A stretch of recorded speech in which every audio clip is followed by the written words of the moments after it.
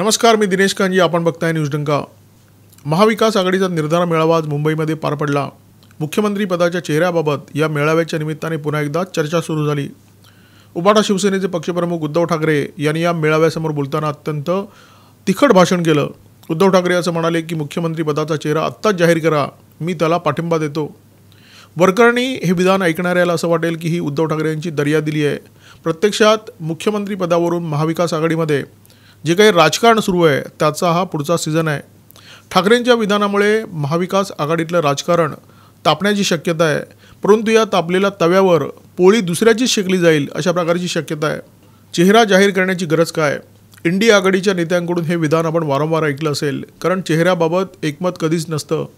लोकसभा निवडणुकीपूर्वी पंतप्रधान पदाच्या चेहऱ्याबाबत एकमत नव्हतं आणि त्यामुळे पंतप्रधान पदाचा चेहरा कोण असेल हे जाहीर करण्यात आलं नाही. आता महाराष्ट्रामध्ये विधानसभेच्या निवडणुका होऊ घातलेल्या आहेत. मुख्यमंत्री पदाचा चेहरा कोण असेल हे जाहीर करण्यात ना काँग्रेसला रस आहे ना शरद पवार यांच्या पक्षाला.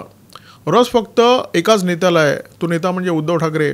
मुख्यमंत्री पदाबाबत उद्धव ठाकरे प्रचंड उतावीळ आहेत. त्यांच्या मनामध्ये जबरदस्त चलबिचल सुरू आहे आणि ही चलबिचल त्यांच्या वक्तव्यातून स्पष्टपणे समोर आली. उद्धव ठाकरे काय म्हणाले ते लक्ष देऊन ऐका. त्यांनी शरद पवारांचं नाव घेतलं, पृथ्वीराज चव्हाण यांचं नाव घेतलं. ते म्हणाले की तुम्ही मुख्यमंत्री पदाचा चेहरा जाहीर करा, उद्धव ठाकरे यांचं नाव जाहीर करा, अन्य कोणाचं नाव जाहीर करा, माझा त्याला पाठिंबा असेल. म्हणजे उद्धव ठाकरे यांनी स्पष्ट केलं की आपण स्पर्धेत आहोत. त्यांनी स्वतःचं नाव अधोरेखित केलं. उद्धव ठाकरे मुख्यमंत्री पदासाठी प्रचंड इच्छुक आहेत आणि त्याचसाठी त्यांनी 3 दिवसाचा दिल्ली दौरा केला होता. दिल्लीश्वरांकडून स्वतःच्या नावावर शिक्कामोर्तब करणं हे त्यांच्या दौऱ्याचं उद्दिष्ट होतं, परंतु दिल्लीमध्ये त्यांची डाळ शिजली नाही. जे वरून शक्य झालं नाही ते आता खालून करून घेण्यासाठी उद्धव ठाकरे प्रचंड प्रयत्नशील आहेत. उबाटा शिवसेनेचे खासदार संजय राऊत यांनी काल एका वृत्तवाहिनीला मुलाखत दिली. या मुलाखतीत ते जे काही बोलले ते ऐकून वरकरणी असं वाटेल की संजय राऊत उद्धव ठाकरे यांच्यासाठी वातावरण निर्मिती करतायत. संजय राऊतांची विधान ऐका. ते म्हणाले की व्हिलनशी लढण्यासाठी हिरोच्या एका चेहऱ्याची गरज असते. आमचा चेहरा उद्धव ठाकरे आहे. पुढे ते असंही म्हणाले की काँग्रेसकडे जर चेहरा असेल तर त्यांनी त्यांच्या उमेदवाराचं नाव सांगावं.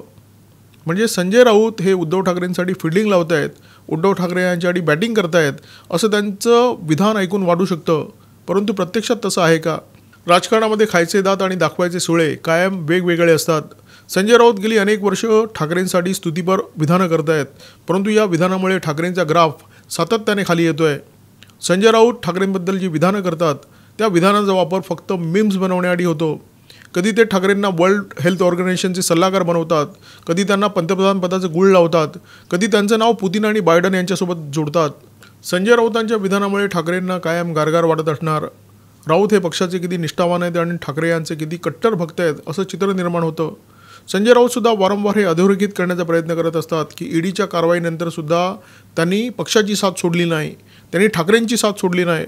परंतु प्रत्यक्षात हे सगळे उपद्व्याप म्हणजे संजय राऊत यांची रणनीती आहे. याच्यावर अनेकांचा विश्वास बसणार नाही, परंतु हे सत्य आहे. गेल्या काही वर्षामध्ये सातत्याने केलेल्या प्रयत्नानंतर पक्षातला 2 नंबरचा नेता अशी राऊतांनी स्वतःची प्रतिमा बनवण्यामध्ये यश मिळवलं आहे. आज त्यांच्या पक्षामध्ये दुसरा असा कोणताही नेता नाही आहे जो उद्धव ठाकरे आणि आदित्य ठाकरे या दोघांच्याही खांद्यावर हात ठेवू शकेल. संजय राऊत असं चित्र निर्माण करण्याचा प्रयत्न करतात की ते उद्धव ठाकरे यांना मुख्यमंत्री बनवण्यासाठी जबरदस्त ताकद लावत आहेत, परंतु प्रत्यक्षात हे चित्र आभासी आहे आणि हे संजय राऊतांसह काही मुठभर लोकांना ठाऊक आहे. संजय राऊतांना हे पक्क ठाऊक आहे की मवियाच्या सत्ताकाळामध्ये उद्धव ठाकरे यांच्या 2.5 वर्षाच्या मुख्यमंत्रीपदाचा अनुभव घेतल्यानंतर काँग्रेस आणि राष्ट्रवादी काँग्रेसचे नेते आता उद्धव ठाकरे यांना कोणत्याही परिस्थितीमध्ये पुन्हा एकदा खांद्यावर घेणार नाही आहेत. जर उद्धव ठाकरे यांनी त्यावेळी मुख्यमंत्री शिवसेनेचाच हवा अशा प्रकारे आग्रह केला तर त्यांच्या नावावर चौकट पडल्यानंतर कदाचित आपली वर्णी लागू शकते, हे राऊतांना माहिती आहे. संजय राऊतांची सगळी धडपड त्याच दिशेने सुरू आहे. गेल्या काही वर्षामध्ये त्यांनी शरद पवारांशी अत्यंत उत्तम संबंध बनवलेले आहेत. पवारांचे कुटुंबीय असल्यासारखे ते वावरत असतात. पवारांचा त्यांच्यावर विश्वाससुद्धा आहे. दुसऱ्या बाजूला काँग्रेस नेते राहुल गांधी यांच्या गुडबुकमध्ये सुद्धा संजय राऊतांनी प्रवेश मिळवलेला आहे.